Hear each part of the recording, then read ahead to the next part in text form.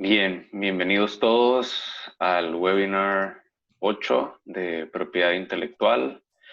Estamos en la semana 3 del Honduras Digital Challenge 2020 y bueno, inicialmente esperamos que todos se encuentren muy bien, que puedan estar avanzando con todos sus proyectos, con todas sus actividades. Y bueno, para el día de hoy nos acompaña el speaker Blanca Mejía. Blanca es abogada por la Universidad de San Pedro Sula, es máster en propiedad intelectual por la Universidad de Turín, Italia, en conjunto con la Organización Mundial de Propiedad Intelectual en Ginebra, y actualmente labora para el bufete Mejía y Asociados, firma especialista en propiedad intelectual a nivel centroamericano. También Blanca es docente para las facultades de Relaciones Internacionales y Derecho de UNITEC en San Pedro Sula y participa como miembro activo de la Asociación Internacional de Marcas, de la Asociación Interamericana de Propiedad Intelectual, además de la Asociación Internacional para la Protección de la Propiedad Intelectual, desempeñando un rol activo en el Grupo Centroamericano.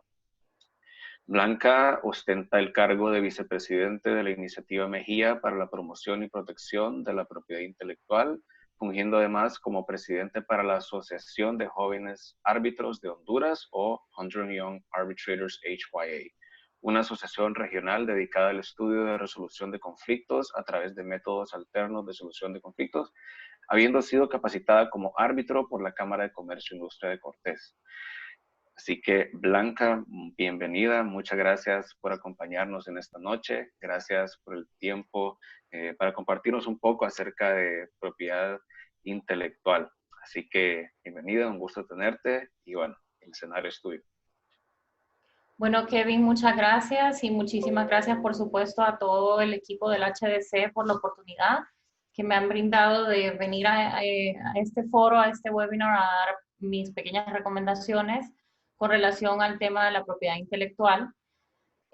Consideramos que la propiedad intelectual, más allá de ser un tema que se toque exclusivamente desde la perspectiva general, en el contexto legal, es algo que tiene que explorarse con cierta minuciosidad, ¿verdad? Particularmente en lo que corresponde a los emprendimientos tecnológicos como los que promueve el Honduran Digital Challenge. Y es por eso que pues, se me ha pedido que brinde mi aporte y ofrezca a ustedes unas cuantas recomendaciones en el tema de propiedad intelectual, de manera que ustedes pues reciban una orientación en cuanto a de qué manera aplican sobre los emprendimientos que tienen propuestos.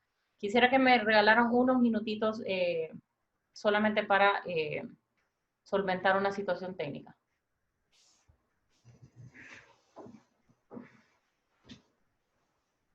Hoy nos está atacando el Zoom.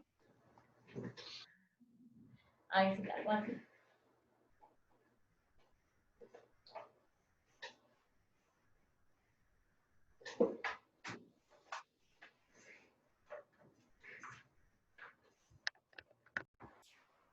Ahí disculpen el pequeño inconveniente.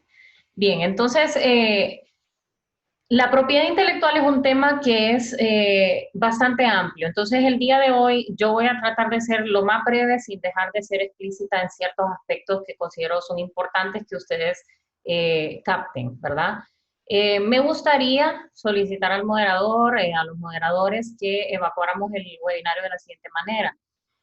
Yo diera mi exposición y posteriormente se llevarán a cabo las preguntas, ¿verdad? Las intervenciones por parte del público, porque el tema como tal es lo suficientemente amplio, lo suficientemente complicado, y si a medida que vaya desarrollando la exposición surgen preguntas, estas más bien, en lugar de aclarar, pueden llegar a confundir. Entonces me gustaría pues solicitar eso por parte a los moderadores del HDC, que evacuáramos de esa manera.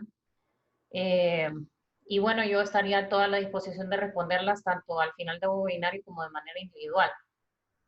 Sí, súper. Si alguien tiene alguna pregunta, la puede ir dejando en el chat y si al final pues siguen teniendo la misma duda, las leemos y se da el espacio para preguntas y respuestas. Gracias, Kevin. Bueno, perfecto. Bueno, entonces demos inicio. Me gustaría comenzar con este slide, ¿verdad? Que dice, se puede patentar una marca. Y la razón por la que comienzo con esto es porque es la pregunta que yo recibo más frecuentemente en mi labor diaria, ¿verdad? Yo me dedico al tema de propiedad intelectual, la protección de datos, es mi diario vivir, ¿verdad? Y esta pregunta de si puedo patentar mi marca es una pregunta que me hacen todos los días. Y debo decir que la respuesta a esa pregunta es que no, una marca no se puede patentar. Y partiendo de ahí, entonces, voy a explicar por qué razón. Ustedes dirán, pero ¿cómo así? Si yo he escuchado que mi amigo tal logró patentar su marca, yo he escuchado que sí se puede patentar una marca. No, la verdad es que ni su amigo patentó su marca, ni nadie puede patentar una marca. ¿Por qué? Porque se trata justamente de dos derechos distintos. Uno es el registro de una marca y uno es el registro de una patente, ¿verdad? Se trata de dos derechos completamente distintos. Si bien se encuentran dentro de lo que se considera propiedad industrial, que viene a formar parte de lo que es además la propiedad intelectual, son dos derechos distintos. Y lo mismo sucede con todos los demás derechos que se encuentran bajo la sombría de este régimen de derecho que se conoce como propiedad intelectual. La propiedad intelectual es un régimen de derechos bajo el cual encontramos muchos otros pequeños derechos y dentro de esos derechos además podemos encontrar ciertas particularidades y en algunos casos derechos adicionales, ¿verdad? Entonces, la próxima vez que usted quiera saber de qué manera puede proteger su marca o de qué manera usted puede proteger su patente, no pregunte si puede patentar una marca, porque en todo caso la respuesta sería que no. Entonces, me gustaría comenzar explicándoles en qué consiste en sí una marca. Bueno, una marca, según lo define nuestra ley, es un signo distintivo, ¿verdad? Y subrayo el término signo distintivo porque las marcas solamente es uno de los distintos signos distintivos a los cuales nosotros tenemos derecho y los cuales podemos nosotros proteger.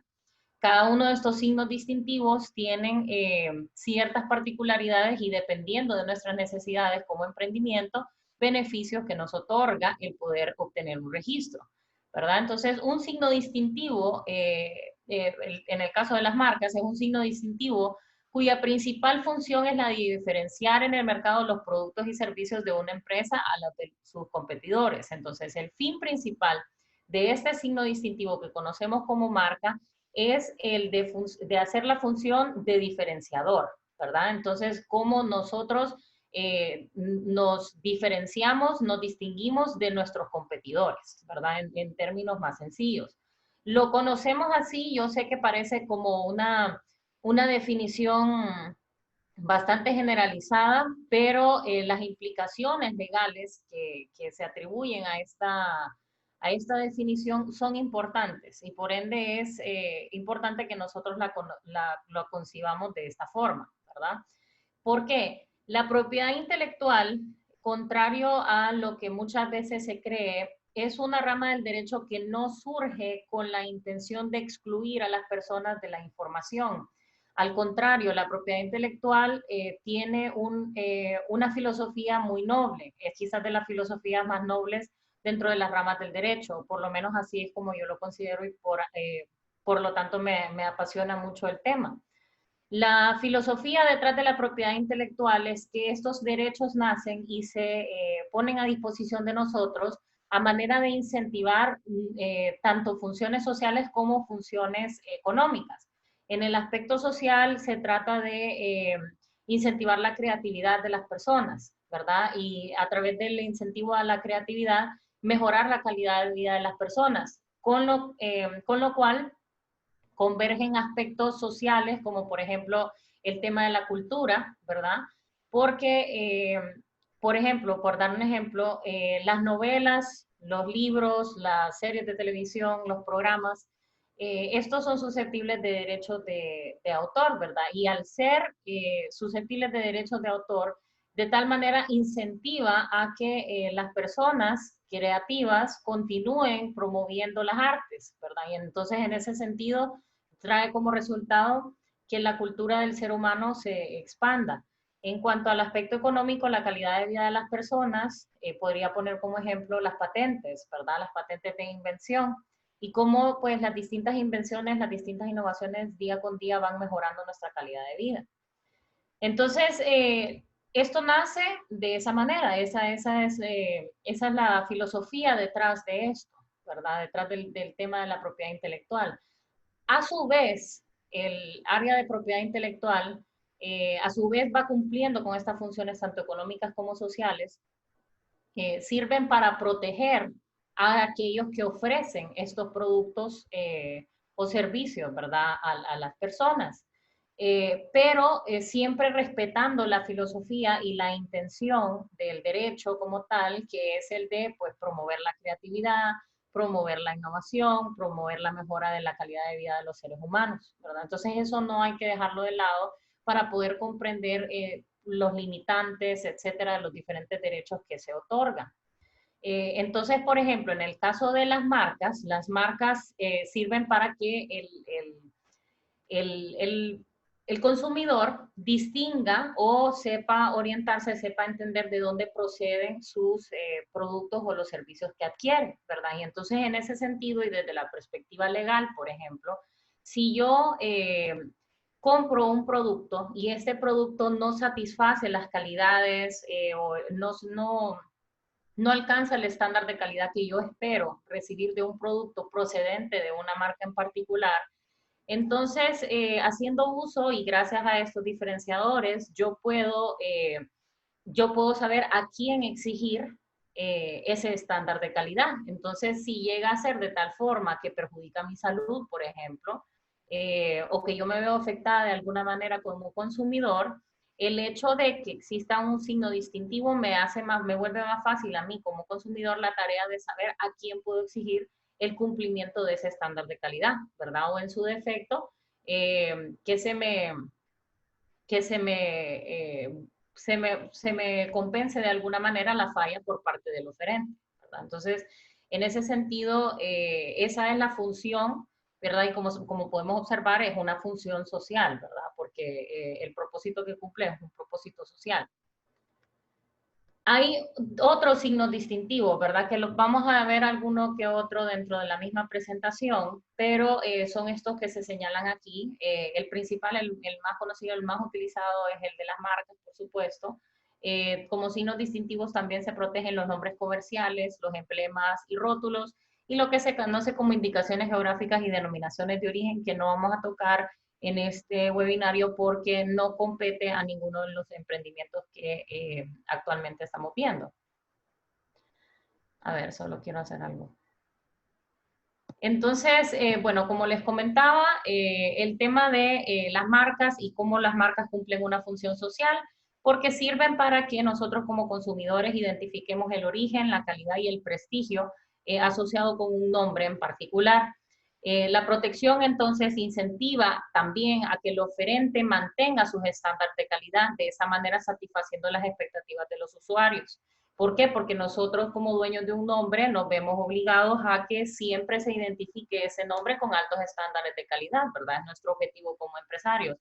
De esa manera, a la vez que nosotros como empresarios estamos haciendo eso, pues incentivamos a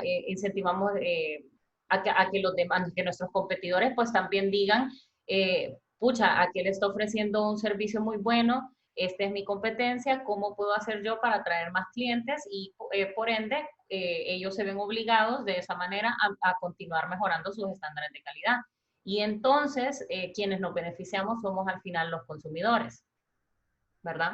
La demanda de estos bienes puede inclinarse a favor o en contra en función de su calidad y presentación y publicidad, ¿verdad? Ahí es donde ya entra el aspecto de mercadeo en el contexto de las marcas.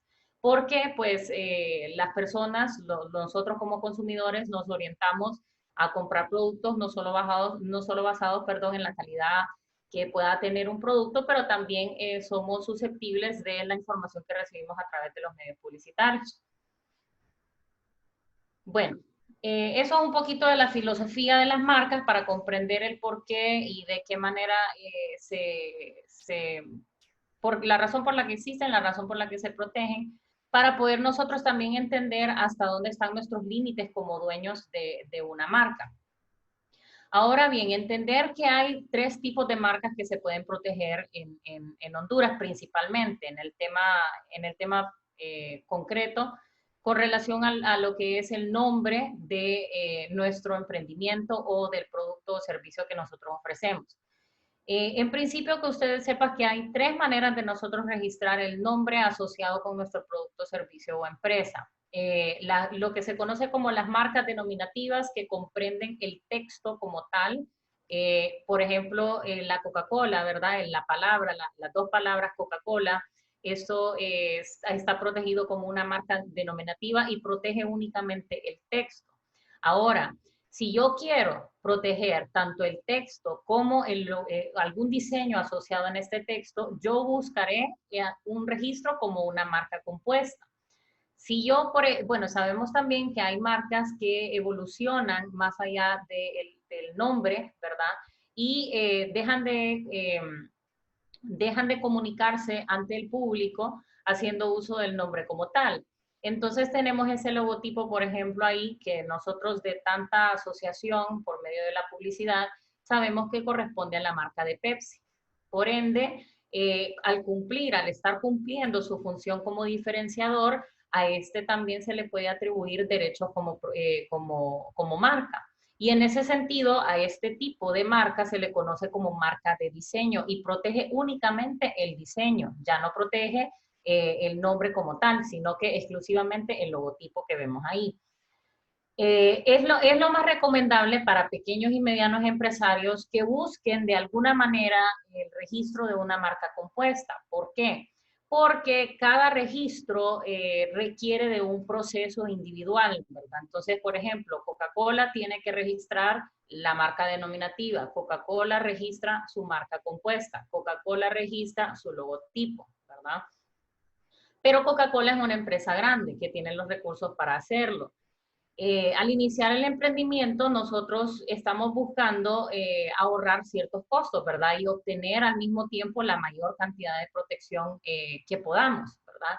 Y en ese sentido, las marcas compuestas brindan una gran ventaja, porque se puede obtener a través de un registro como marca compuesta tanto la protección del texto como la protección del diseño. Y bueno, en ese sentido, entonces lo aconsejable es que los emprendedores pequeños busquen incorporar dentro del diseño del nombre que va a ir asociado con sus productos, servicios o empresa, tanto un diseño como un nombre, ¿verdad? Entonces aquí tenemos un ejemplo muy claro y es el del nombre de la Coca-Cola. ¿Cuál sería entonces el siguiente paso para el desarrollo de mi marca? Más allá de haber considerado los tipos de marcas que existen, el primer paso desde la perspectiva legal es que nosotros hagamos una búsqueda, ¿verdad? Antes de nosotros decidir cuál va a ser el nombre de mi empresa, lo recomendable es de que yo me asegure que no existe otra empresa que tenga el mismo nombre que la mía, ¿verdad? Uno, porque la función y el objetivo de yo tener un nombre es distinguirme de mis competidores, ¿verdad? Ese es el sentido, ¿verdad? Que las personas asocien mi nombre con mi producto, con el origen de mi producto, con mi calidad, etcétera. Por ende, sería contraproducente que yo colocara a un servicio que yo considero único, a un producto que yo considero único, el nombre de otro producto que ya existe, ¿verdad? Y sobre el cual yo no tengo control sobre estándares de calidad. Entonces, por un lado está eso. Y por otro, más importante, ya desde la perspectiva legal, el evitar que nosotros cometamos delitos o que cometamos acciones que pueden afectar los derechos de terceras personas. Porque si ya existe una persona que está haciendo uso de un nombre para vender productos, para ofrecer servicios, entonces si yo empiezo a hacer uso de este nombre, en mi emprendimiento lo que estoy es violentando el derecho de otra persona y por ende esta otra persona tiene el derecho, la ley le faculta, a que pueda exigir a mí que detenga el uso de mi producto o servicio, ¿verdad? Y que deje de ponerlo en el mercado y entonces de esa manera yo me veo afectada económicamente, ¿verdad? En muchos aspectos. No ¿Por qué? Porque nosotros pues antes de invertir en un nombre, ¿verdad? Que al final nos puedan decir, no, no lo puede usar, sería bueno que supiéramos que ese nombre pues existía, ¿verdad? Para no cometer el error, ¿verdad? Y no caer en este tipo de situaciones. Por ende, las búsquedas son importantes desde el momento en el que nosotros vamos a definir el nombre de nuestros emprendimientos. La búsqueda primera que tienen que hacer ustedes es en Google. La búsqueda más fácil, usted viene, pone el nombre de lo que usted está buscando y si nadie lo tiene, si no ve que nadie lo tiene, pues es una buena noticia. Quiere decir que es muy probable que nadie lo tenga. Lo siguiente sería que usted busque el espacio dentro de el Internet, dentro del ciberespacio. Entonces, por ejemplo, puede acceder usted a lugares que venden dominios, por ejemplo, GoDaddy, y colocar el nombre de su emprendimiento .com, .org o .business o como usted quiera. Si nadie lo tiene, es una buena noticia. Quiere decir de que nadie tiene el nombre. Es muy probable que nadie tiene el nombre. Ahora, ya de manera oficial, las búsquedas se solicitan ante la Dirección General de Propiedad Intelectual. Estas búsquedas se pueden hacer a título personal. Para esto usted no necesita abogado, pero sí necesita presentarse ante el Instituto de la Propiedad en la Dirección General de Propiedad Intelectual a solicitarla, ¿verdad? Ellos le indican el formulario que tiene que llenar, ellos también le facilitan a usted la manera para poder realizar el pago y luego solicitar la búsqueda. Una vez usted la solicita, le dan un tiempo prudencial en el cual usted puede regresar a ver los resultados, le entregan a usted un informe, ¿verdad? Y este informe lo que va a indicarle es todos los registros similares, iguales o parecidos, tanto fonética como gramatical como visualmente, al nombre que usted está buscando registrar. Eh, lo puede hacer también a través de abogado, ¿verdad? El tema de la búsqueda y en ese sentido puede ser recomendable porque el abogado en ese aspecto le puede orientar a usted si, sobre las posibilidades de éxito de registro de una marca, ¿verdad? Si usted, por ejemplo, dentro de esa búsqueda observa que hay competidores con algo parecido o algo similar y usted tiene dudas, por ejemplo, sobre la marca que usted ya lanzó al mercado, la marca en la que usted ha estado trabajando todo este tiempo, creo que la mejor orientación podría venir de un abogado experto en la materia. Sin embargo, pues puede ser también bajo criterio propio, ¿verdad? Bajo hasta cierto punto un criterio de análisis propio. El costo es muy bajo, en realidad la tarifa es 100 lempiras ante la Dirección General de Propiedad Intelectual y creo yo que vale la pena pagar esa cantidad poca de dinero antes de que nosotros invirtamos dinero en herramientas de mercadeo que al final pues nosotros mandamos a hacer, por ejemplo, lápices, logotipos, mandamos a hacer el producto, etcétera, con un nombre que después una vez en el mercado nos digan ya no puede usar, yo creo que vale la pena hacer esa búsqueda, ¿verdad? En lo personal y es una recomendación que yo haría. El siguiente paso es que antes de colocar usted un nombre, o sea, digamos ya usted evacuó la búsqueda, las marcas descriptivas tampoco son registrables, ¿verdad? ¿Y a qué me refiero como marcas descriptivas? Por ejemplo, aquí coloqué una marca que estaba solicitando la empresa Bimbo. Bimbo estaba solicitando el registro de la marca The Snack Company. The Snack Company se traduce en la compañía de meriendas, ¿verdad? La empresa de meriendas. ¿Por qué no se puede registrar? No se puede registrar porque la compañía de meriendas lo que hace es describir qué es lo que hace o cuál es el servicio que se está ofreciendo, ¿verdad? ¿Cuál es el producto que se está ofreciendo?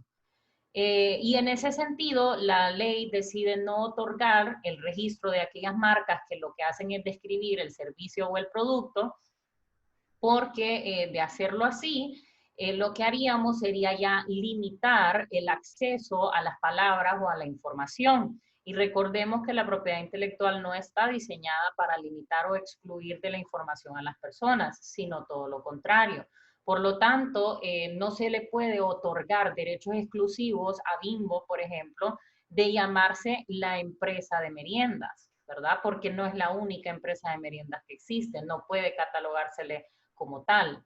Por ende, no son permitidos los registros de las marcas que describen el producto o servicio que estamos ofreciendo. Entonces, es algo que hay que evitar. Por ejemplo, A veces me han preguntado, abogada, ¿y si yo tengo una marca que en lugar de decir, vaya, por ejemplo, ese ejemplo que está ahí, eh, Iron Maiden, yo le pongo Iron Maiden, ya no tiene la R, ya no es igual. No, eso es mentira, sí es igual. ¿Por qué? Porque las marcas son similares, tanto gramatical como fonética, como visualmente, ¿verdad? O sea, no se permite el registro de una marca que sea fonéticamente similar a otra, gramaticalmente similar a otra, visualmente gramatical a otra. ¿Por qué? Recordemos nuevamente cuál es el fin de las marcas, cuál es el propósito. El propósito legal es de que los oferentes sepan distinguir la procedencia de su producto, ¿verdad? Y que de esa manera puedan entonces hacer responsable al oferente de la calidad que no cumplió con ellos. Y si yo tengo entonces dos marcas que se parecen tanto, el consumidor no va a saber a quién interponer el reclamo. Entonces, a manera de prevenir ese tipo de situaciones tampoco es permitido, ¿verdad? O sea, yo no le puedo quitar una letrita y ya con eso creo que me voy a salvar. No, no es así, no es así. O sea, si existe un nombre y yo coloco algo similar, gramatical, visual o fonéticamente, pues estoy haciendo algo indebido y el registro pues simplemente no me lo va a otorgar el derecho. Tampoco se permiten el registro de marcas que sean consideradas ofensivas o que alteren de alguna manera, que tengan profundidad política y que de alguna manera alteren el orden público, ¿verdad? Por ejemplo, el caso de esta bebida energética que quería llamarse a sí misma Brexit. No se le permitió el registro porque el término Brexit genera hasta cierto punto controversia, ¿verdad? O bueno, en su momento aún más. Por ende, podría venir a alterar el orden público, ¿verdad? Entonces, por esa razón tampoco se permitió, para que lo tengan en cuenta. Malas palabras, por ejemplo, ese tipo de cosas no se pueden registrar. Y en ese sentido, pues está el ejemplo de una persona que estuvo intentando buscar el registro para la palabra fucked, ¿verdad? Y esta palabra suena mucho con una mala palabra, entonces pues tampoco se permite porque recordemos de que el aspecto tanto fonético como gramatical como visual es importante al momento de perseguir el registro de una marca. Vamos a hablar también sobre los nombres comerciales porque es algo que también frecuentemente se me consulta. Me dicen, abogada, ¿qué tal si mi empresa se llama tal cosa SDRL? Eh, yo puedo tener una marca que sea XX, aparte del nombre de la empresa, y la respuesta es que sí. Algo que quizás no se han fijado ustedes, por ejemplo, es que cuando ustedes van a hacer alguna compra, algún comercio, ustedes van a ver que quien emite la factura, pues es la SA, la SRL, el tipo de sociedad que sea. Y encontramos dentro de esa misma factura también el logotipo, ¿verdad? O ya sea el nombre comercial de una empresa en particular, porque es diferente el nombre que yo le dé a mi empresa, el nombre comercial que yo le dé a mi empresa y también las marcas las cuales posee mi empresa, ¿verdad? Son cosas completamente distintas. Para que nosotros nos hagamos una imagen visual, ¿verdad? Está este ejemplo que les he colocado aquí.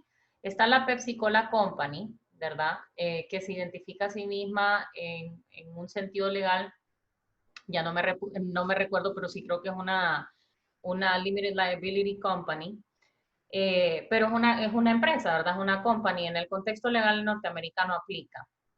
Y su nombre comercial es el de PepsiCo, ¿verdad? Este es un tipo de signo distintivo, ¿verdad? Este signo distintivo para diferenciar la empresa, es un nombre comercial, para diferenciar la empresa como tal de empresas que ofrecen servicios o productos similares.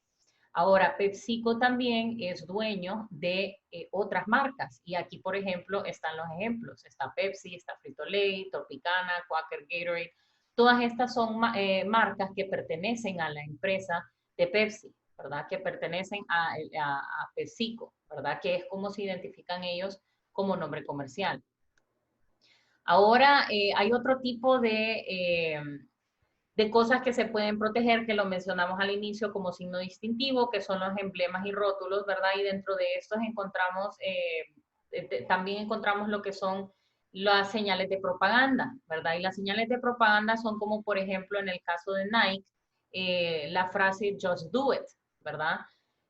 Los signos, las señales de propaganda son, son señales, ¿verdad? Que sirven para transmitir un sentimiento, ¿verdad? Detrás de un producto. Como por ejemplo, Just Do It en el caso de Nike, ¿verdad? Hacen sentir como que esta es una marca que a mí me va a ayudar a impulsar mi ímpetu, mi rendimiento físico, ¿verdad? O sea, me está motivando esto, eso es una marca deportiva. Entonces me motiva a mí a simplemente hacerlo, a no pensarlo mucho, a ponerme los tenis, a salir a correr. Entonces eso es lo que tiene que transmitir desde un aspecto filosófico y de mercadeo una señal de propaganda. Esto es importante. ¿Por qué es importante? Porque también queremos evitar que nuestra señal de propaganda, nuestro slogan, lo que nosotros consideremos señal de propaganda o eslogan, eh, cometer el error de que este no sea realmente una señal de propaganda, sino que venga a ser una descripción sobre lo que nosotros estamos haciendo, ¿verdad? O sea, recordemos de que no es permitido el registro de ningún signo distintivo que describa el producto o el servicio, ¿verdad? Por aquello de que no podemos limitar a las personas que ofrezcan productos o servicios similares de hacer uso de estas palabras. Entonces, esto es importante al momento de tomar en cuenta que vamos a tener un eslogan, que vamos a tener una señal de propaganda, ¿verdad? Que transmita un sentimiento, que no describa lo que nosotros hacemos. Acá hay otros ejemplos, por ejemplo, el de Destapa la Felicidad de la Coca-Cola, el de I'm Loving It de McDonald's es otro ejemplo. Y como pueden ver aquí, la señal de propaganda tiene también el signo de registrado, ¿verdad? ¿Por qué? Porque las señales de propaganda son susceptibles de registro. Ahora, para que una señal de propaganda sea registrada, primero tiene que existir una marca, ¿verdad? Entonces, lo que sucede es que estas frases, estos eslogans, que transmiten sentimientos, solamente pueden registrarse si ya existe previamente un registro de una marca, ¿verdad? ¿Por qué? Porque ¿con qué vamos a asociar nosotros una frase si no es con una marca previamente existente, ¿verdad? Ahora, hay otras formas de marcas, ¿verdad? Hay otro tipo de marcas que son susceptibles de protección en Honduras. Estas se conocen como marcas no tradicionales y, bueno, estas le pueden resultar a ustedes un poco curiosas, ¿verdad? Pero es importante que las tengan en mente a futuro, ¿verdad? Es posible que ahorita lo que más les interese sea proteger su nombre comercial, proteger su nombre como tal, pero para que lo tengan en cuenta porque los emprendedores lo que buscamos es que nuestros negocios vayan creciendo y creciendo y para alcanzar ese crecimiento pues nosotros siempre tenemos una visión y un norte hacia dónde queremos llegar. Entonces para que lo sepan en el camino, ¿verdad? Que hay otras cosas que puedan ir surgiendo y que éstas puedan también recibir cierta protección como propiedad intelectual. Un ejemplo aquí es el de la apariencia externa o interna de un local. Eso también es susceptible de protección como propiedad intelectual y se le conoce como trade dress, ¿verdad? Nosotros de reojo, cuando vamos en la calle, podemos apreciar si se trata de un McDonald's, si se trata de un Burger King, si se trata de un Wendy's, ¿verdad? Recordemos que el punto de las marcas es que las personas sepan distinguir la procedencia de un producto o servicio. Por ende, en ese sentido, la apariencia externa o interna de un local es susceptible de protección por medio de marcas, porque pues nosotros vamos en la calle y de reojo ya podemos identificar que se trata de un KFC, que se trata de un Campero, por ejemplo. Entonces eso parece dar suficiente mérito para que se puedan proteger. Luego están este tipo de marcas. Ese sonido nosotros lo asociamos con esta marca, con Netflix, ¿verdad? Entonces, como es fácil para que nosotros como consumidores sepamos asociar o podamos asociar un sonido con un nombre, ¿qué hacemos nosotros entonces? Asociamos un sonido con la procedencia de un servicio, ¿verdad? Entonces, esto le amerita lo suficiente a la ley para que la ley nos otorgue derechos sobre esto. Otro ejemplo y ya nosotros sabemos a quién pertenece ese sonido. Ese sonido pertenece a la marca Intel. Este tipo de marca se le conoce como marca sonora, ¿verdad? Y es un tipo de marca a la cual nosotros tenemos derecho. Luego están las marcas olfativas. He colocado el ejemplo de Chanel No. 5, ¿verdad? Porque es un aroma, es un perfume que nosotros rápidamente podemos identificar, ¿verdad? Cuando nosotros vamos caminando por alguna perfumería y nosotros sentimos aquel olor como un talco, no sé, de alguna manera no lo puedo describir, inmediatamente yo sé que se trata de Chanel No. 5. Entonces, como cumple esa función distintiva, la ley considera que es susceptible de protección como marca olfativa. Luego están estas que se llaman marcas tridimensionales, ¿verdad? Y las marcas tridimensionales aplican sobre productos que tengan un diseño particular y que el mismo diseño externo, ¿verdad? La misma manera de percibirlos permita que nosotros sepamos de dónde proviene el producto, ¿verdad? Entonces aquí tenemos el ejemplo de Toblerone y tenemos el ejemplo de Haribo con sus gomitas de osito. ¿Qué derechos me otorga entonces a mí el registro de mi marca? Me otorga como oferente el derecho al uso exclusivo, ¿verdad? De una marca. Y he colocado entre paréntesis ahí, no confundir con el derecho al uso. ¿Por qué? Porque no quiere decir de que yo necesite registrar mi marca para yo poder hacer uso de mi marca. Yo puedo hacer uso de ella sin necesidad de haberla registrado, pero no es lo más recomendable, porque si mi producto o servicio llega a tener tanto éxito que mis competidores o potenciales competidores deciden que ellos quieren emprender en algo similar, pueden hacerlo si yo no lo he protegido, ¿verdad? Pueden ellos colocarle su nombre y pueden ellos incluso lograr el registro de la marca. ¿Por qué? Porque usted simplemente lo dejó pasar. Y eso entonces le daría la suficiente capacidad a su competidor de excluirlo a usted de hacer uso de ese nombre, ¿verdad? Y pues eso pues naturalmente le presentaría a usted muchísimas dificultades. Los otros derechos que me otorga a mí el registro de una marca son los derechos de actuar sobre esto como un bien, ¿verdad? Porque pues se llaman propiedades intelectuales. Se transforman aquellos activos intangibles, aquellas cosas que no podemos, aquellas cosas que son pues naturalmente ideas, en activos tangibles una vez nosotros obtenemos el registro adecuado. Y entonces, nosotros cuando somos, por ejemplo, propietarios de un inmueble, tenemos derecho a alquilar el inmueble, a vender el inmueble. ¿Por qué? Porque es nuestra propiedad. Los mismos derechos nos otorgan los registros sobre propiedades intangibles. Ahora, no se le llaman de tal forma, ¿verdad? Por ejemplo, en el caso de las marcas, cuando nosotros hablamos sobre arrendar una marca, estaríamos hablando sobre licenciar o franquiciar una marca. ¿Por qué? Porque en ese sentido yo no la estoy vendiendo, sino que lo que estoy haciendo es que se la estoy prestando a alguien como yo alquilaría un inmueble. Y por hacerle este préstamo a esta persona, en ese sentido, como alquiler, me tiene esta persona que retribuir económicamente con lo que se conoce como regalías. Puedo yo también vender mi marca, ¿verdad? Si alguien me la quiere comprar, yo también se la puedo vender. Y también algo que puede resultar útil o interesante para un emprendedor es que yo puedo solicitar una garantía, perdón, yo puedo solicitar también un préstamo ofreciendo mi marca como garantía, ¿verdad? Para saber cuánto dinero me van a dar, ya eso ya es una evaluación económica, pero es una posibilidad porque estamos ya nosotros hablando de un bien, ¿verdad? Que tenemos ya nosotros un bien que podemos ofrecer en garantía para solicitar un préstamo. Esto puede ser útil para un emprendedor que viene iniciando.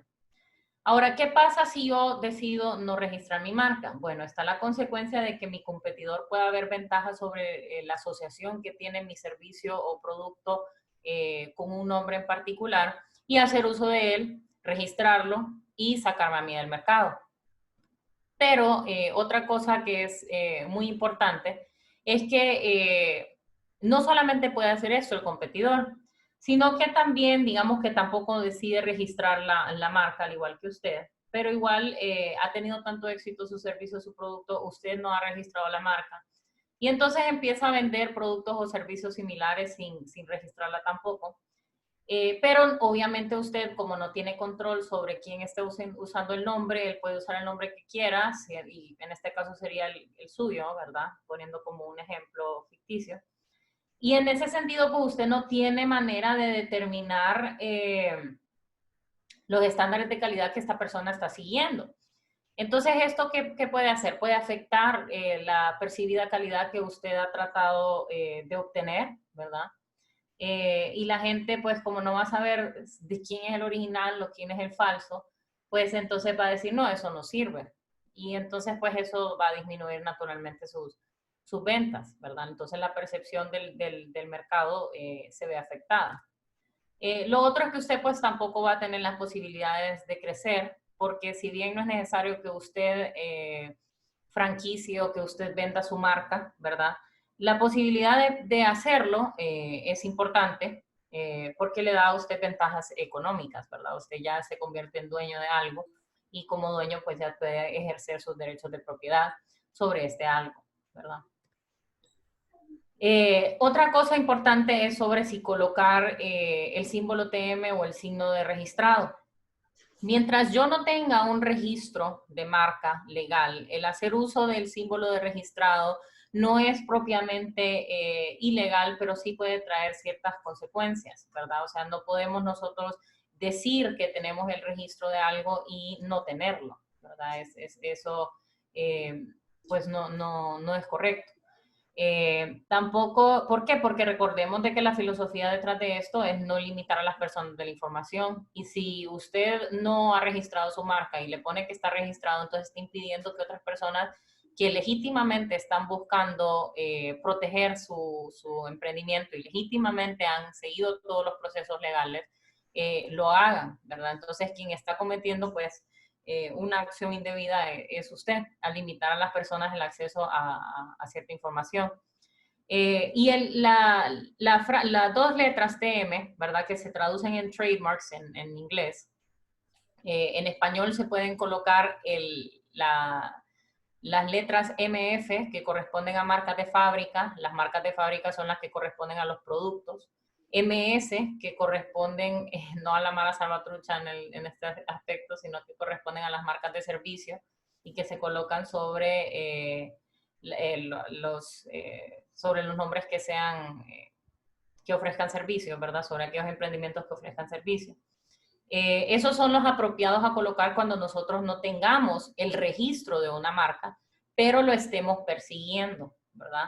Para de esa manera hacer saber a nuestros competidores que nosotros aún no hemos obtenido el registro, pero que ya lo hemos solicitado y de esa manera impedir que ellos busquen solicitar ese nombre.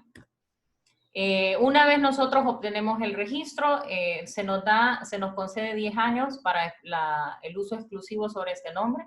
Y estos 10 años son renovables indefinidamente, ¿verdad? Haciendo el trámite correspondiente que se conoce como renovación. ¿Por qué no se me otorga un derecho de propiedad eterno sobre una marca? Porque la filosofía, recordemos, de la propiedad intelectual es no limitar a las personas al uso de la información. Y si después de 10 años usted ya no está interesado en conservar el nombre, alguien más lo pueda explotar, ¿verdad? Ahora, hablar un poquito sobre qué es una patente. Entonces, ¿qué es una patente y por qué yo no puedo patentar mi marca? Ya especificamos que ya hablamos un poquito sobre la marca, ya comprendimos que los derechos de registro de marca son estos, cuáles son y cuál es la filosofía detrás de. Entonces ahora conocer que hay un derecho que se conoce como patente y sobre qué cosas aplica este derecho que se conoce como patente. Primero, el saber qué es un derecho de patente. El derecho de patente es un derecho de exclusividad. ¿Perdón? Perdón, creo que algo pasó ahí. El derecho de patente es un derecho de exclusividad que nos concede el Estado, que concede el Estado a una persona para que explote un producto o proceso que ofrece una solución nueva, técnica, novedosa, para hacer algo, ¿verdad? Una solución técnica novedosa sobre algo, ¿verdad? Y el propósito de las marcas, de las patentes, perdón, es el de incentivar a las personas a innovar. El sistema de patentes está diseñado de tal manera que incentiva la innovación y ya vamos a ver de qué forma. Y es particularmente útil en ciertas industrias, por ejemplo, en la industria farmacéutica, en la cual se requiere de mucha inversión en investigación y desarrollo para poder sacar adelante un producto, ¿verdad? Para nosotros poder tener, por ejemplo, la vacuna del coronavirus, tiene que llevarse a cabo una serie de investigaciones y estas investigaciones se le tienen que pagar a estos científicos, ¿verdad? Se les tiene que pagar a estas personas para que hagan la investigación, se les tiene que enviar a lugares recónditos del mundo, por ejemplo, para encontrar sustancias o químicos. O, ¿quién se imagina la cantidad de procesos que hay detrás de sacar un medicamento, por ejemplo? Todas estas cosas requieren de una inversión eh, enorme, ¿verdad?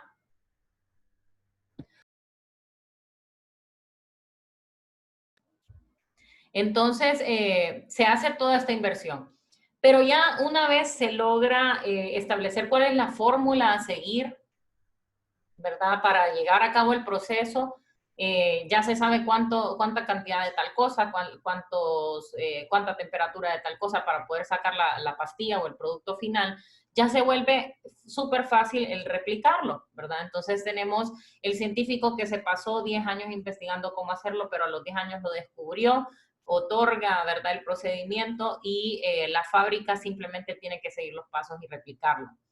Entonces, como es tan fácil, por ejemplo, en este tipo de industria, el replicar un producto que tomó tanto dinero y tanto tiempo de inversión para poderse desarrollar, y que al final, pues, la producción resulta ser tan barata y resulta ser tan fácil en tiempo, ¿qué me motiva a mí como oferente a seguir produciendo este tipo de producto que al final no me va a traer ninguna retribución económica? O sea, ¿de qué me sirve a mí invertir toda esta cantidad de dinero en investigación y desarrollo si al final yo no voy a ver ningún dinero por eso, sino que todo el dinero que yo invertí lo voy a dar por perdido, ¿verdad? Porque una vez yo lo lance al mercado, ya todo el mundo va a poderlo copiar y ya todo el mundo lo va a poder ofrecer, ¿verdad?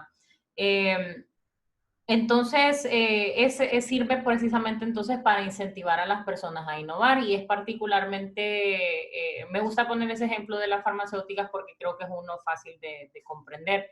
Es particularmente beneficioso en este tipo de industria, ¿verdad? Donde los costos por investigación y desarrollo son tan altos y al final los costos de producción son comparativamente tan bajos que cualquier otra persona puede copiarlos y entonces esto vendría a desincentivar que se continúen realizando innovaciones, ¿verdad? Porque si no vamos a ver ninguna retribución económica, no tenemos razón de por qué invertir tanta cantidad de dinero en producir o sacar adelante algún tipo de mejora.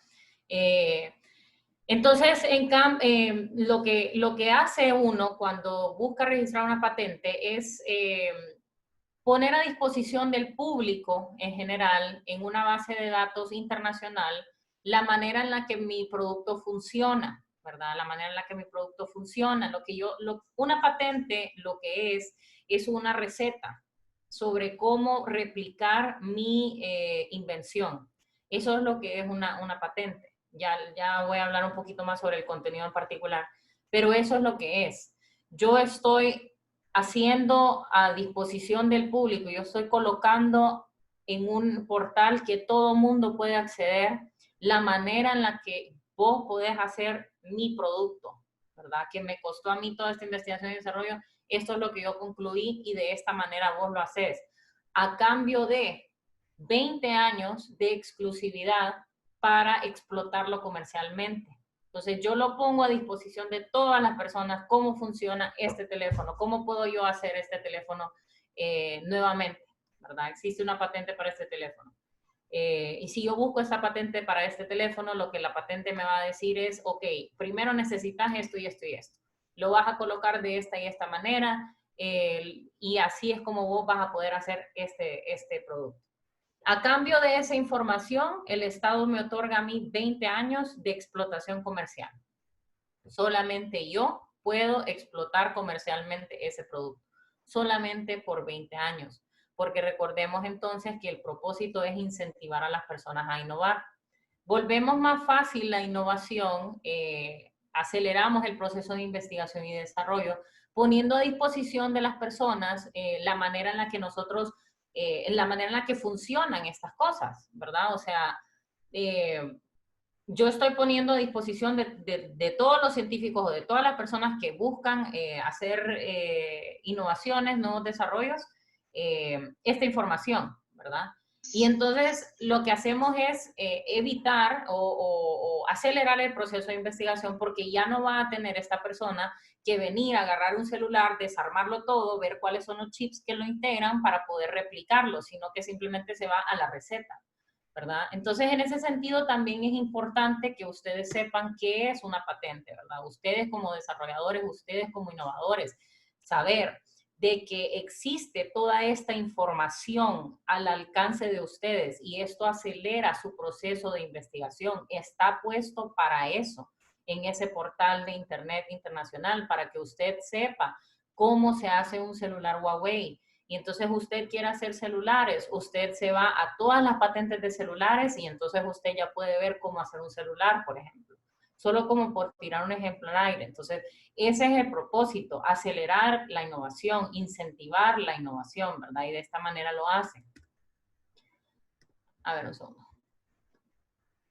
Hay varios tipos de patentes, ¿verdad? Están las patentes de invención, están los modelos de utilidad y están los diseños industriales. Brevemente les voy a explicar en qué consisten cada uno.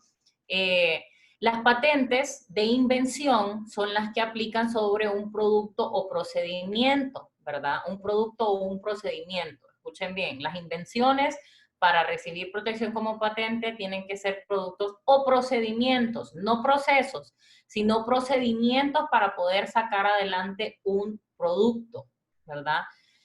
Los requisitos para una patente de invención es que sean novedosos y el tema de la novedad es muy importante y es algo que a ustedes les interesa entender. El tema de la novedad no es que yo sea la única persona en el mundo que me haya inventado una cosa. La novedad en el aspecto de propiedad intelectual y en el aspecto de las patentes de invención se refiere a que yo no solamente sea la única persona en el mundo a la que se me haya ocurrido una idea, sino que además sea la única persona en el mundo que lo sepa, ¿verdad? Entonces, en ese sentido, la novedad se puede perder si yo, por ejemplo, voy hago mi pitch en el HDC y yo llevo mi prototipo, ¿verdad? Ahí yo voy a perder la novedad. La ley es específica en cuanto a cómo nosotros perdemos la novedad sobre una patente si nosotros exponemos nuestro producto ante una feria sin antes haber obtenido un registro o sin antes haber presentado nosotros una solicitud. Entonces, no lleven sus prototipos al pitch del HDC, pueden perder la novedad y van a creer, ¿y quién se va a enterar? Eh, sí sucede, sí se pierde la novedad. Por ejemplo, nosotros perseguimos la patente de una empresa, ¿verdad? Que ofrece un empaque muy distintivo, que tiene ciertas particularidades, ¿verdad? Que no lo tiene ninguna otra empresa, ¿verdad? Les da una ventaja competitiva a ellos. Es un tipo de empaque en el cual se puede además consumir el producto, ¿verdad? Es bastante innovador.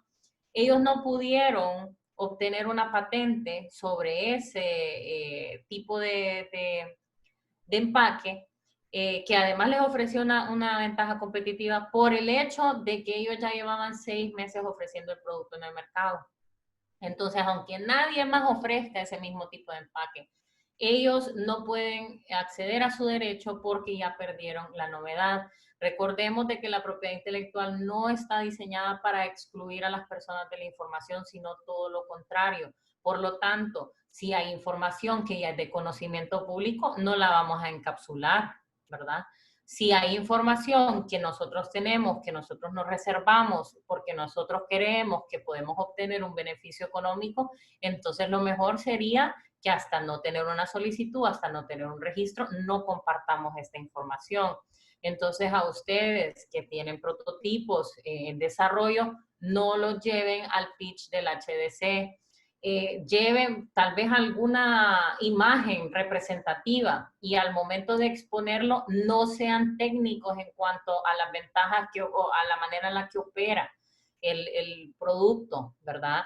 Sean enfóquense en el servicio que ofrece, enfóquense en las ventajas, por ejemplo, sobre su tipo de producto versus los otros que se encuentran en el mercado.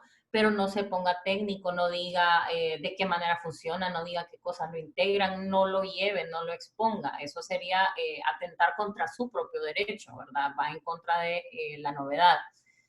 Tiene que tener un carácter inventivo. Con carácter inventivo, pues ahí sí ya estamos hablando de que sea usted la única persona en el mundo que se le haya ocurrido una idea. Tiene que ser de tal manera creativo, de tal manera tan inventivo que a ninguna persona que se encuentre dentro de lo que se conoce el estado de la técnica, que se refiere a yo como abogado, por ejemplo, tengo un montón de colegas abogados y a mí se me ocurre algo dentro de la ley que a ningún otro abogado se le ocurre, bueno, y que a ninguno se le pudo haber ocurrido, bueno, entonces yo tengo eso que se conoce como carácter inventivo, ¿verdad? Por poner un ejemplo.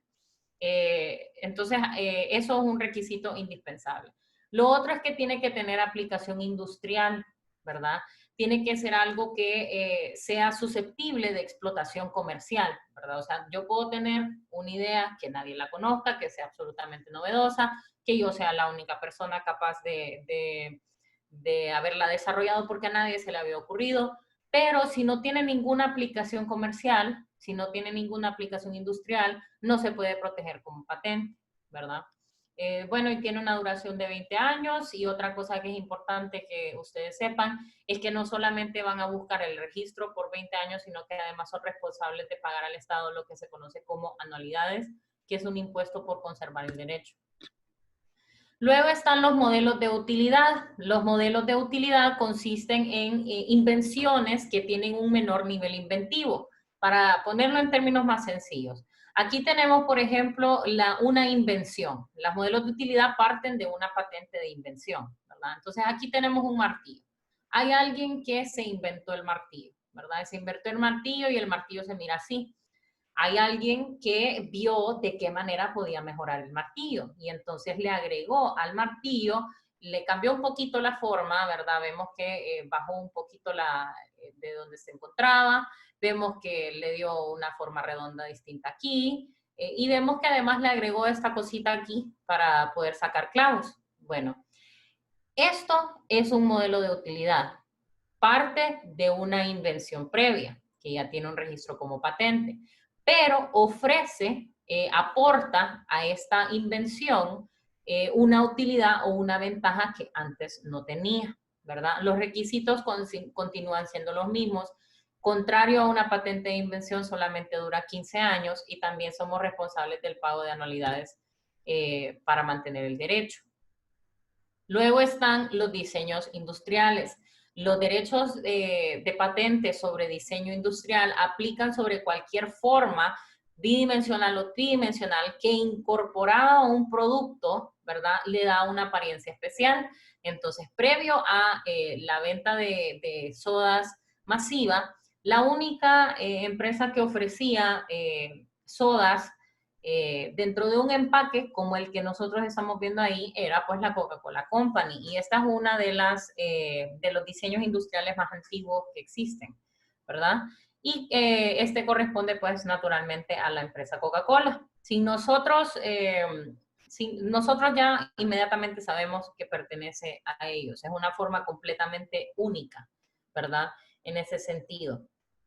y ellos buscaron entonces su registro de patente como diseño industrial.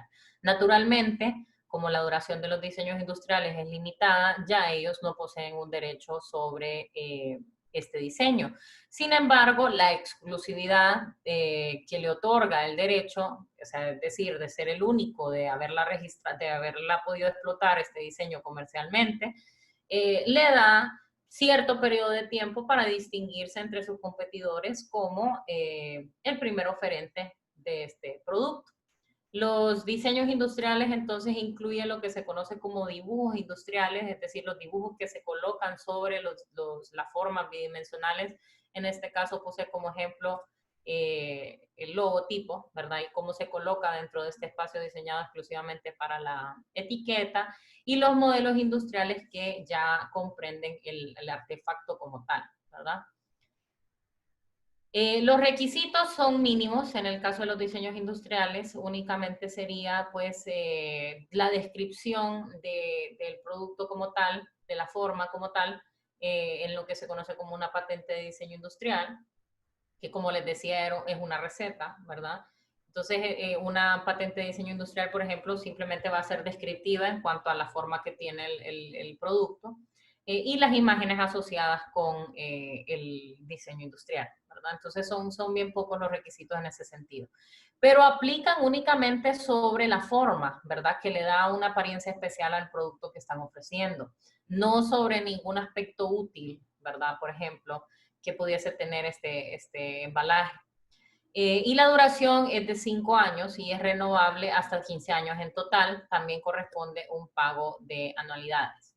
Ahora, hay muchas cosas que no son patentables y hay muchas cosas que ustedes van a decir, pero yo tengo esto y de qué manera lo puedo proteger. Hay otras maneras, pero no estamos hablando en ese sentido propiamente de una patente, ¿verdad? Y aquí, por ejemplo, hay cosas claves, cuestiones que sean contrarias a la moral, a la salud, a la vida, esas pues naturalmente no pueden recibir protección como patentes, tampoco aquellas que sean de orden público, esas no se pueden proteger bajo ningún derecho de propiedad intelectual, ¿verdad? Todo aquello que atente contra la moral, el orden público, la salud o la vida, no es patentable bajo ningún punto. Cosas que no son patentables como invenciones son aquellas que no tengan una función útil. Aquellas que no tengan una función útil pueden ser protegidas como diseño industrial, habiéndose analizado si se trata pues de una apariencia física. Aquellas que no puedan ser reproducidas. ¿Por qué? Porque si no pueden ser reproducidas, estamos hablando también, por ejemplo, de que no puedan ser susceptibles de aplicación industrial, ¿verdad? Entonces esto es importante, que sea algo susceptible de comercializarse. Y que no puedan ser reproducidas también se refieren a de que, bueno, yo tengo aquella cosa que me inventé, pero no la puedo concretar, ¿verdad? O sea, no puedo yo mostrar que exista.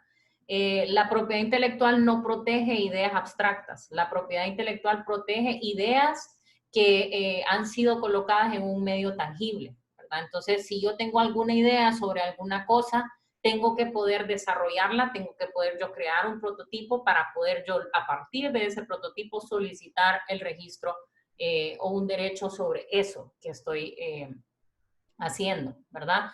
Luego, los métodos de tratamiento quirúrgico, de terapéutico o diagnósticos aplicables al cuerpo humano y animales, eso no se puede patentar, tampoco aquel material biológico que ya existe en la naturaleza, descubrimientos, ¿verdad? Principios o teorías científicas, eso no se puede patentar.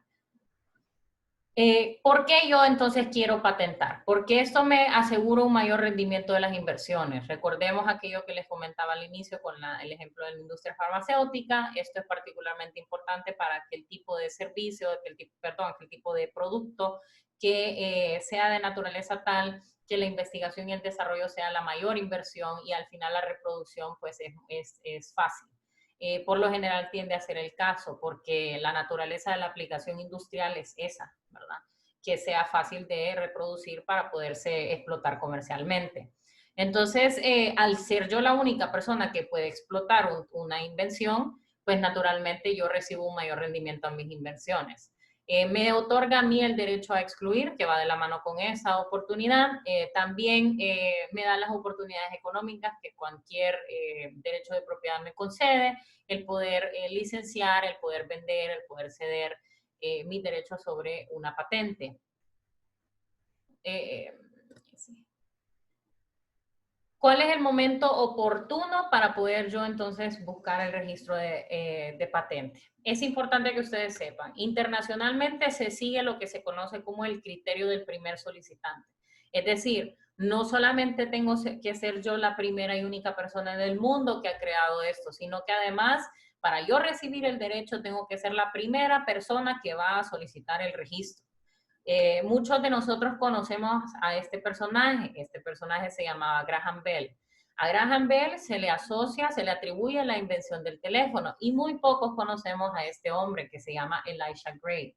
Supuestamente Elisha Gray tenía un producto del teléfono muchísimo mejor incluso que el de Graham Bell, pero le ganó Graham Bell en presentar la solicitud por unas cuantas horas antes, dice la historia, y quien obtuvo entonces el registro fue Graham Bell. Entonces, entre más rápido usted vaya a solicitar su patente, mucho más le conviene. El tema de la novedad, recordarlo, es importante. Tiene que ser usted la única persona en el mundo que haya obtenido que haya diseñado, que haya creado algo, que haya inventado algo. Tiene que ser usted la única persona en el mundo para realmente tener ese derecho. Al momento de usted presentar una solicitud de patente, lo primero que va a hacer la entidad registradora es revisar en esta base de datos internacional de que nadie más tenga algo parecido, similar o que logre los mismos objetivos que usted propone, ¿verdad? Otra cosa es tener en mente el tema de la territorialidad. Si yo quiero estar protegida como patente alrededor del mundo, yo pues voy a tener que solicitar el registro de mi patente en cada uno de los países o cada uno de los mercados en el cual yo quiero poner a disposición del público mi producto, mi procedimiento, ¿verdad? Entonces, la manera de hacerlo es gracias a dos convenios que existen, ¿verdad? Internacionalmente y de los cuales Honduras forma parte. Solicitar la patente a través de estos convenios. Estos convenios nos dan a nosotros la oportunidad de solicitar dentro de los periodos de tiempo aquí establecidos y haciendo los pagos correspondientes el registro de mi patente en los distintos países del mundo o mercados a los cuales yo quiero acceder. ¿Y qué contiene entonces una patente? En palabras sencillas, una patente lo que es una receta sobre cómo yo puedo replicar aquel producto o aquel procedimiento que he puesto a disponibilidad. Entonces, en ese sentido, pues tiene que ser clara, tiene que ser concisa, tiene que delimitar clara y concisamente lo que contiene, puede incluir fórmulas y figuras, estas fórmulas y figuras que deben servir el propósito de que la patente cumpla esa función como recetario, ¿verdad? De tal manera tiene que ser descriptiva, de tal manera tiene que ser clara y concisa que cualquier persona que se desenvuelva en el rubro pueda ejecutarla, ¿verdad? Entonces, en ese sentido, así son las patentes. ¿Quiénes pueden ser titulares? Pueden ser titulares las personas tanto naturales como jurídicas, es decir, tanto Blanca Mejía puede ser dueña titular de una patente como lo puede ser una empresa, ¿verdad? El inventor como tal tiene derecho a ser un titular, también tienen derecho a ser cotitulares aquellos que intervinieron de alguna u otra manera en el desarrollo de este producto o procedimiento. En el caso, por ejemplo, de un contrato laboral, si a mí me contratan para producir algo que es susceptible de patente, el dueño va a ser el empleador, ¿verdad? Al menos que dentro del mismo contrato se estipule alguna otra cosa. Si yo, como empleado de una empresa, hago uso, por ejemplo, de los medios o los datos a los cuales yo tengo acceso por razones de mi trabajo, estoy en la obligación de informar de manera inmediata a mi empleador para ver si este empleador, o sea, si fue algo que no me encargaron, pero mientras yo estaba trabajando se me ocurrió, se lo tengo que notificar a mi empleador. de tal manera de que mi empleador tenga 2 meses para poder solicitar el registro de la patente como tal. Si mi empleador me dice, no, no me interesa, yo ya tengo el derecho de patentarlo como propio, ¿verdad? El fundamento, entonces, nuevamente, es que resulte atractivo invertir en innovación de tal manera que se recompense la labor de investigación y desarrollo, propiciando la recuperación monetaria de los costos de investigación y arranque, ¿verdad? Es importante que nosotros sepamos el por qué existe, ¿verdad? Para saber sobre qué cosas aplican, por ejemplo. Sino, gracias a pues, el sistema de patentes, esto ha dado pues, resultados magníficos a la innovación y al desarrollo. Porque como les digo, las patentes lo que son recetas, ¿verdad? Sobre cómo nosotros podemos replicar un producto o un procedimiento. Entonces, al encontrarse a la disposición de todos nosotros, aquellos que buscan o que se dedican a la investigación y desarrollo en estas áreas, son capaces de poder desarrollar o experimentar en base a lo que ya existe y poder mejorar la manera en la que nosotros hacemos las cosas y de tal manera, pues poco a poco va mejorándose la calidad de vida de nosotros, ¿verdad? Como seres humanos.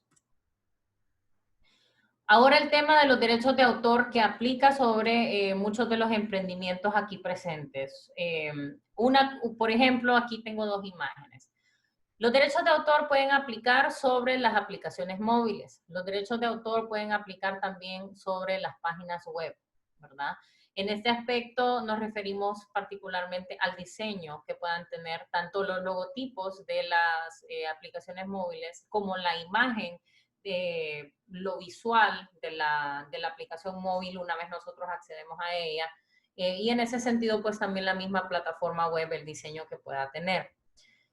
Una cosa que es importante, muy interesante y muy particular de los derechos de autor dentro del sistema de derechos de propiedad intelectual es que a diferencia de, por ejemplo, las patentes que se tiene que solicitar un registro para que tenga validez, de una marca que se tiene que solicitar un registro para que tenga validez, los derechos de autor, desde el momento en el que nosotros plasmamos nuestra idea en un medio tangible, sea cual sea, ya nosotros recibimos protección como derecho de autor.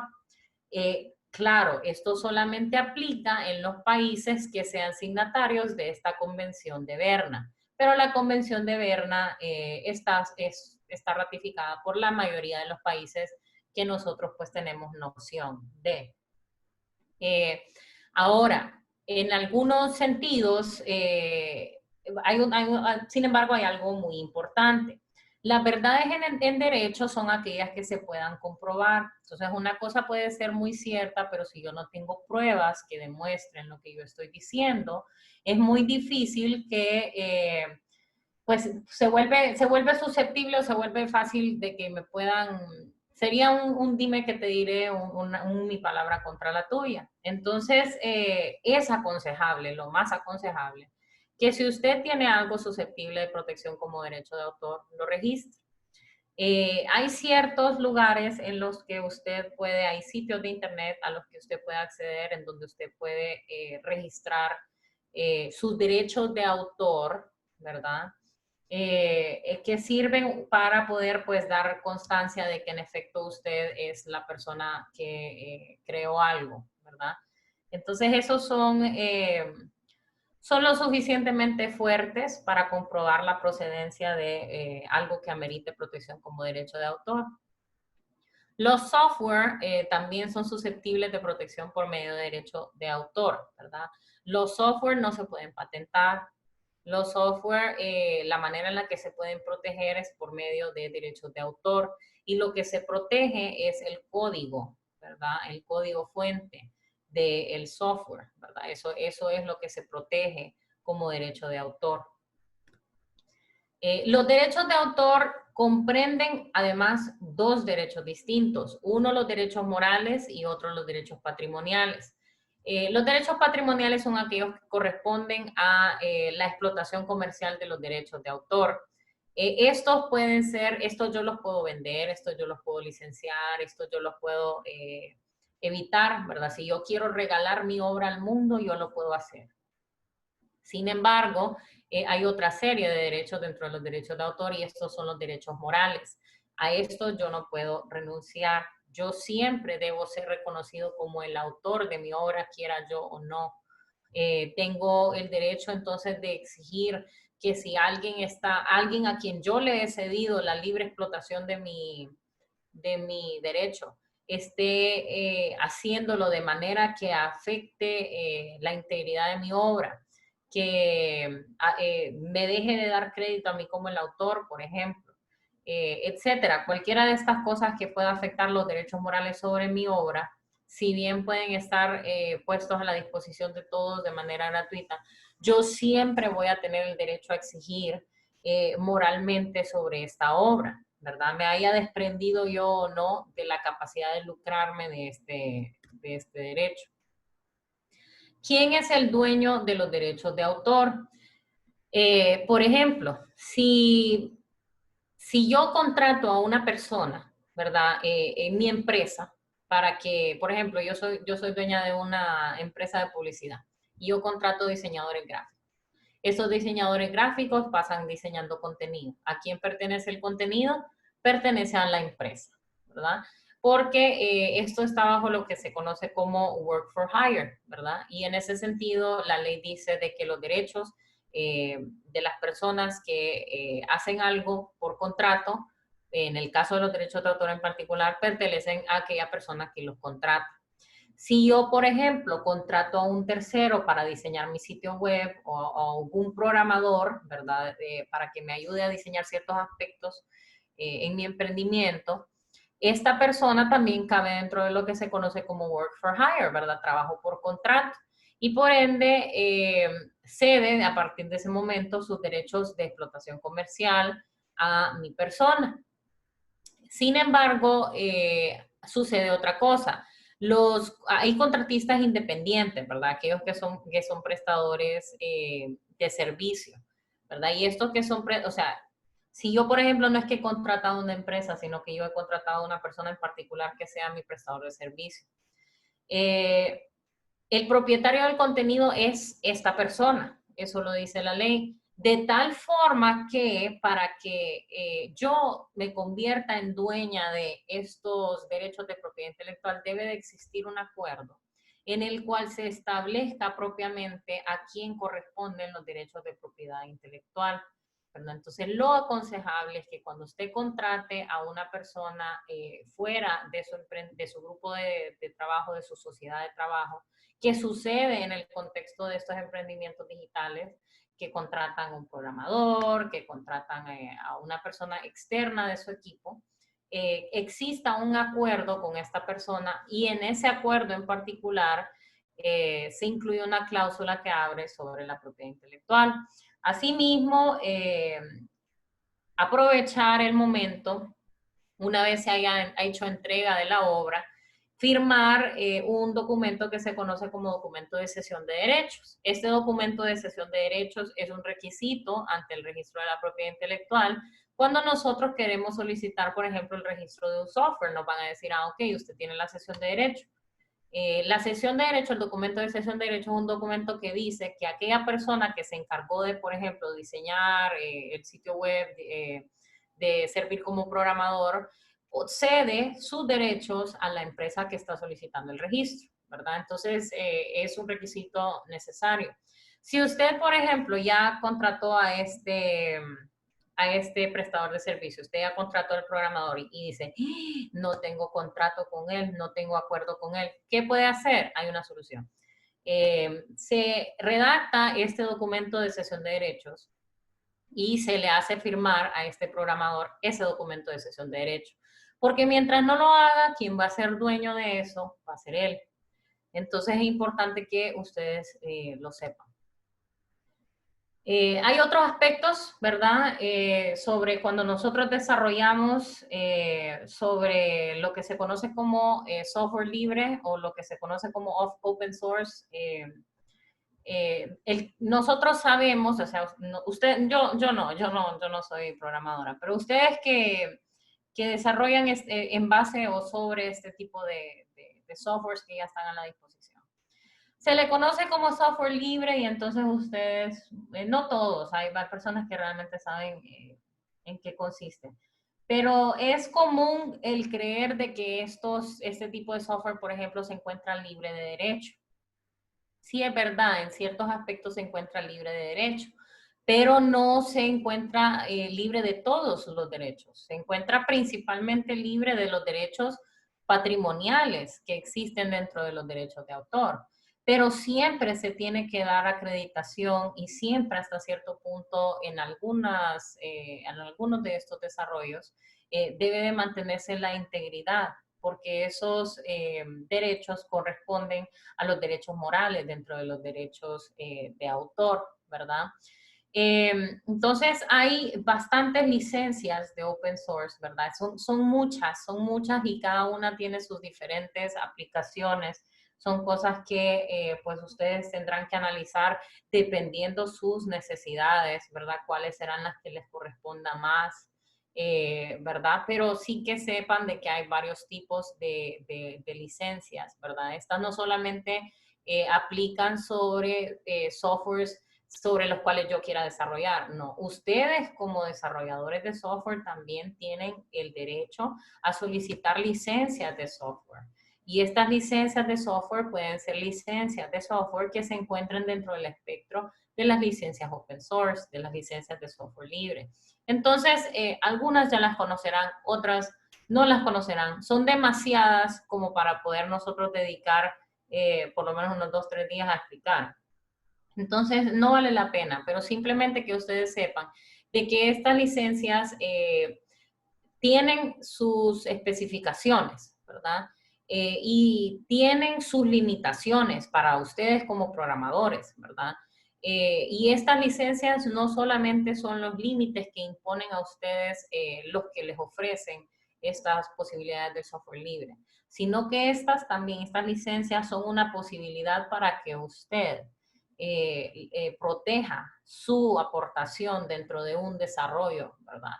Entonces, viéndolo desde esa perspectiva positiva, usted tiene derecho a adquirir una licencia de software, puede ser o no una licencia de software dentro del espectro de licencias open source.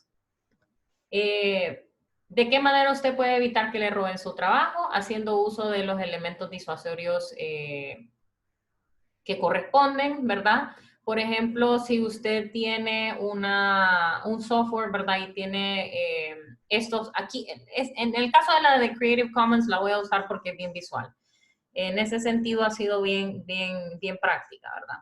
Y ha designado una serie de símbolos que sirven para representar de qué manera o qué derechos son los que yo como usuario o yo como persona que accede a un tipo de software, hasta dónde están mis derechos, ¿verdad? Hasta dónde yo puedo modificar el software, hasta dónde yo puedo trastearlo, hasta qué punto yo lo puedo utilizar.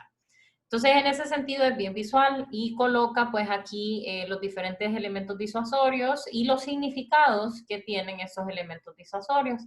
Ahora, están los elementos disuasorios generalizados, ¿verdad? Y el elemento disuasorio en el caso del copyright es este, la C dentro del circulito.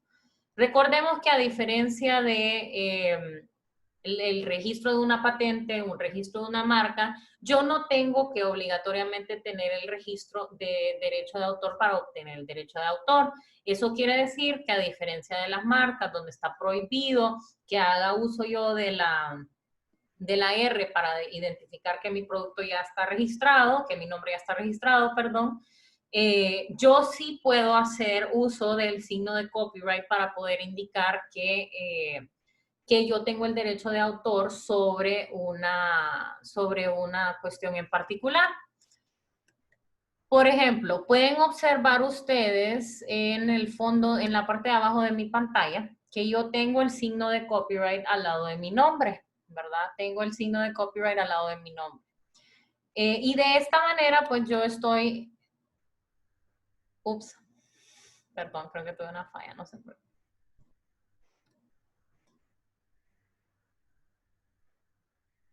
Ok, un segundo, perdón.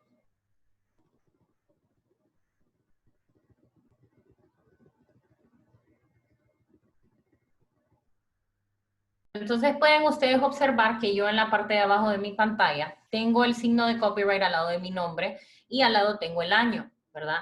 Esa es la manera correcta de colocar estos símbolos disuasorios. Entonces, si yo considero que tengo derechos de autor sobre algo, yo le coloco el signo de copyright al lado del nombre de la persona que se considera dueña o titular de este derecho de autor, seguido por el año, para que nosotros sepamos a partir de qué año yo reclamo derechos de autor sobre una obra. ¿Por qué? Porque la naturalidad y la naturaleza de los derechos de propiedad intelectual, todos tienen una duración limitada de tiempo, ¿verdad? Porque recordemos que la filosofía es no limitar el acceso a la información a las personas.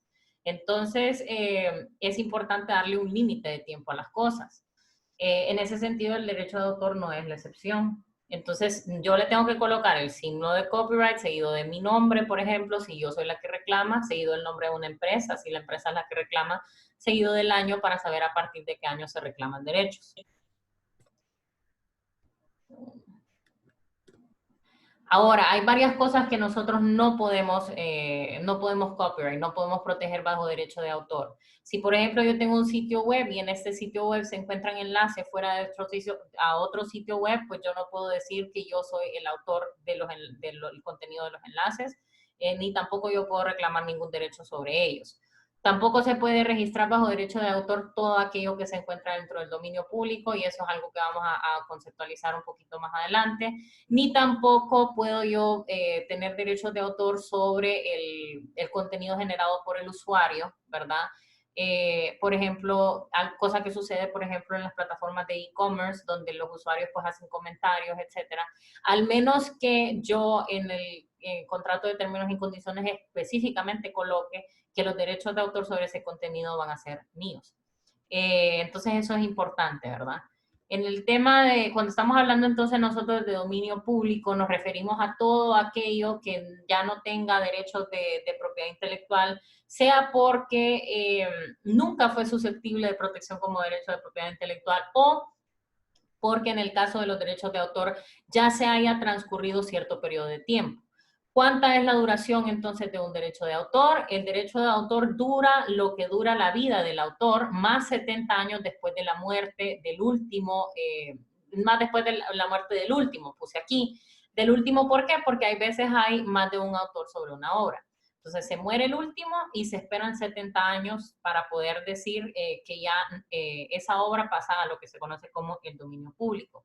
Esto es un contexto internacional. El contexto internacional nos dice que mínimo tienen que haber transcurrido 70 años después de la muerte del último autor. En el caso de Honduras en particular son 75 años.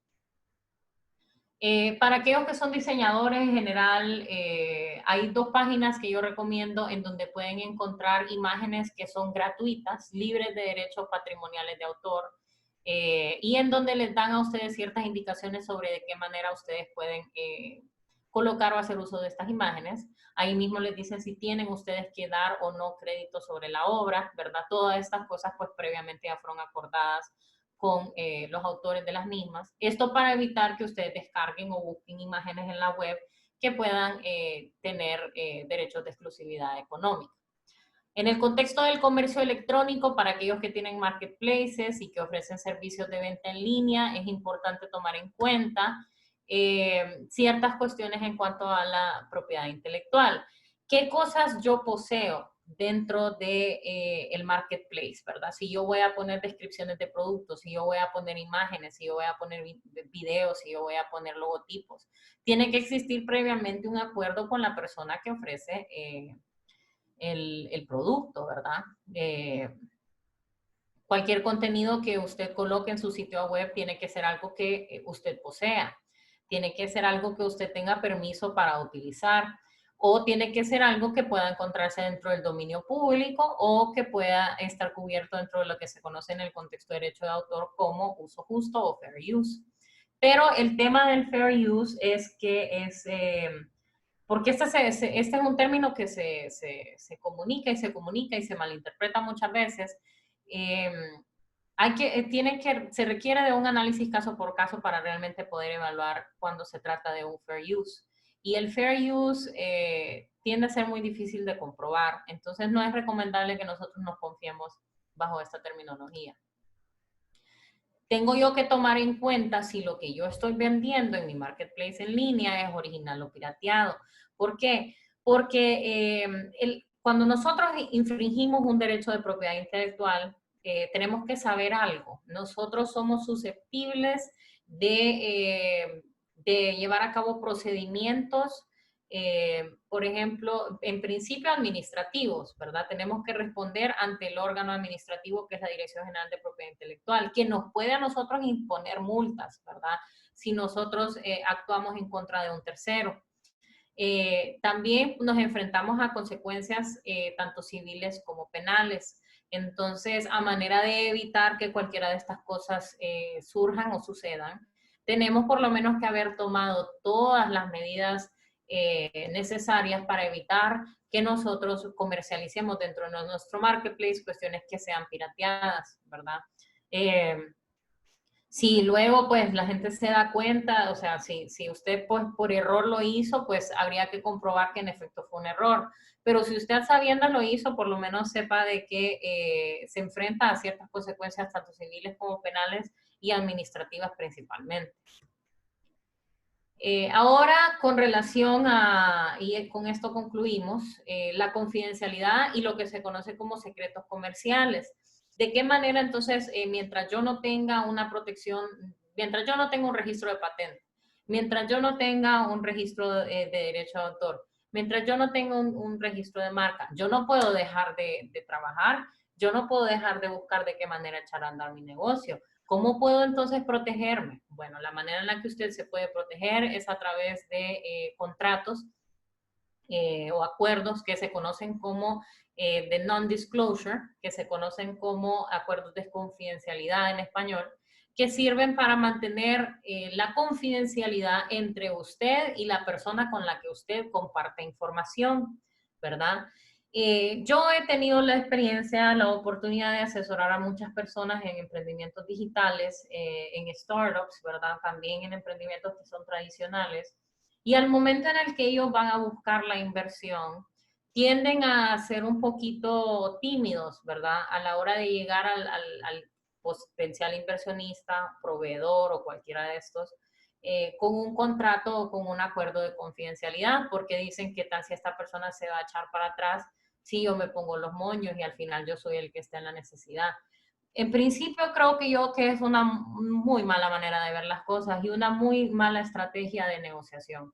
Si nosotros estamos buscando que una persona invierta en nosotros es porque nosotros creemos en lo que estamos haciendo. Entonces nosotros tenemos que estar lo suficientemente confiados como para ir a plantear a una persona lo que nosotros estamos ofreciendo. Entonces nosotros tenemos que ir con toda nuestra confianza a decir, mira, yo tengo esto que a usted le conviene invertir en esto y yo le voy a explicar por qué. Si nosotros no tenemos esa confianza, entonces lo más probable es que sí se eche para atrás el inversionista, ¿verdad? Tengamos o no acuerdo de confidencialidad. Por otro lado, el inversionista no quiere colocar su dinero en algo que sepa que no le va a traer ningún rendimiento económico, ¿verdad? Entonces, ¿de qué manera ustedes demuestran esa seriedad, esa solidez como empresarios? Con un acuerdo de confidencialidad. ¿Por qué? Porque si es una idea que cualquiera puede replicar, que cualquiera pueda comprar, que cualquiera pueda vender, entonces, ¿cuál es mi ventaja de ponerle dinero a usted si de todas maneras todo el mundo lo va a poder hacer, ¿verdad? Entonces, da más bien una imagen de solidez, ¿verdad? Tenemos que confiar en lo que nosotros estamos haciendo y tenemos que nosotros sabernos plantear, si nosotros creemos en lo que nosotros hacemos, convencer a los demás de que crean en nosotros, ¿verdad? Eso es una parte muy importante.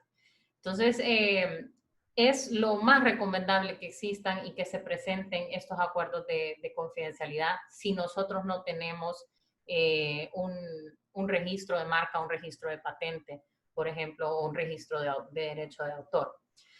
Hay otra cosa también, un aspecto que se conoce como secreto comercial. Varias veces me preguntan también si son patentables los modelos de negocio. Los modelos de negocio no son patentables. Los modelos de negocio no son susceptibles de derechos de autor. Los modelos de negocio, la única manera de la que se protegen es a través de lo que se conoce como secreto comercial. El secreto comercial es lo que vulgarmente se le dice como know-how, ¿verdad? Y el know-how es la manera en la que nosotros hacemos negocio, es nuestro modelo de negocio. eso es lo que es.